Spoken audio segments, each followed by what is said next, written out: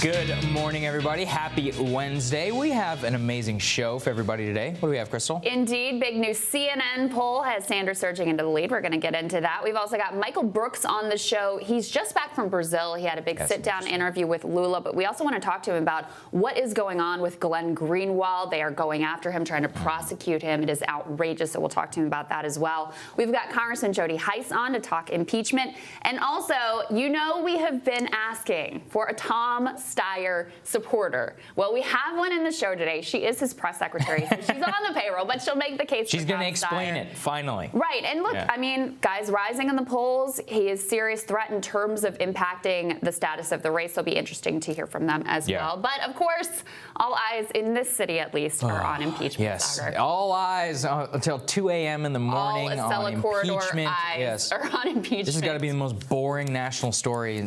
I was talking with somebody yesterday. They were like, it's like the OJ trial. And I was like, yeah, but at least that was interesting. Right. All right. So there's a new report. This actually could be a little interesting. Senate Democrats privately mull a witness trade deal. Hunter Biden for the testimony of somebody like John Bolton or some other key administration official. I, of course, am very supportive of this. I would love to see Hunter Biden in front of the Senate. I mean, I actually do think it is important. He is the genesis of this entire thing. Him, his role on Burisma. Politically, strategically, it would be a disaster for the Senate Democrats to do this because, A, Hunter is shady as hell, but B, there's no way that he has a consistent story whenever it comes to a lot of this. And when you start giving people subpoena power to go through his financial records, and he has to, go there and tell the truth about various payments he may not have received. Under penalty of perjury. Not only from Ukraine, China, Romania. I mean, he has done deals on so many dirty things just since 2015 that he would put himself in very precarious danger. That being said, I mean, from a public perspective, if they're going to put an entire impeachment on the back of this is an illegitimate inquiry, the only way to find out whether it's truly illegitimate is to drag Hunter before the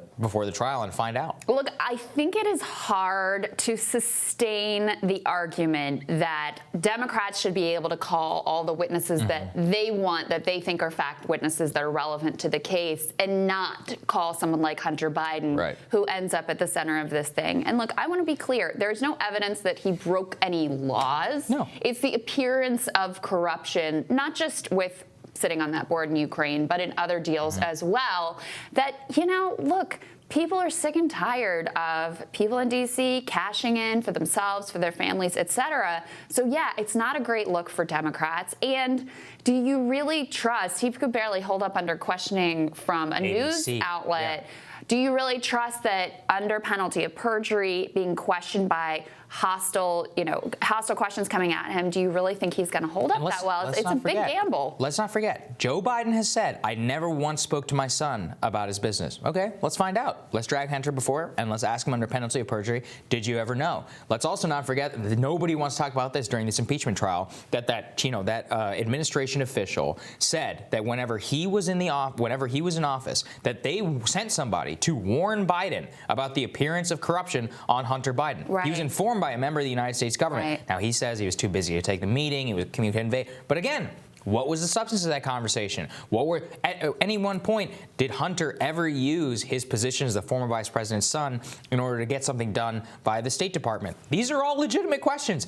And again, like you said, the Democrats, they were up until 2 a.m. trying to force process votes about subpoenaing these officials, all that. You can't argue that this is not a material witness. It is. There's just no question. Yeah, I think that's right. I just don't know why Democrats don't realize that the faster they could get this over with, the better it would be. We're going to talk about this poll out later, but again, find out what Democratic voters care most about. It's health care. It's not impeachment. And here we are, so close to the Iowa caucus, people just about to get ready to vote, and we're focused on Hunter Biden and Ukraine and all of this. It's got to be very dangerous waters for Joe Biden as well, because up to this point, because of this unwillingness to tolerate any dissent or give Trump a talking point, there's really been no discussion in the news among his fellow candidates about the track record of typical DC soft corruption that is endemic throughout his career. He used to be known as the senator from MBNA because he was so cozy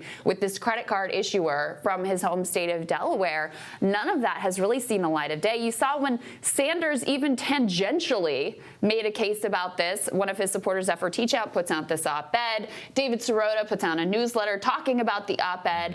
And it's so radioactive that Sanders is forced to sort of come out and apologize to Biden for what is a completely legitimate question, which is at the center, at the heart of this inquiry. So, yeah, I don't think it's as clever of a move as Democrats are thinking that it is. Well, I hope they do it. Yeah, I'd love to watch. Shockingly not the master strategists that they sometimes think they are. That's right. All right, we're going to tell you what's on our radars. That's next.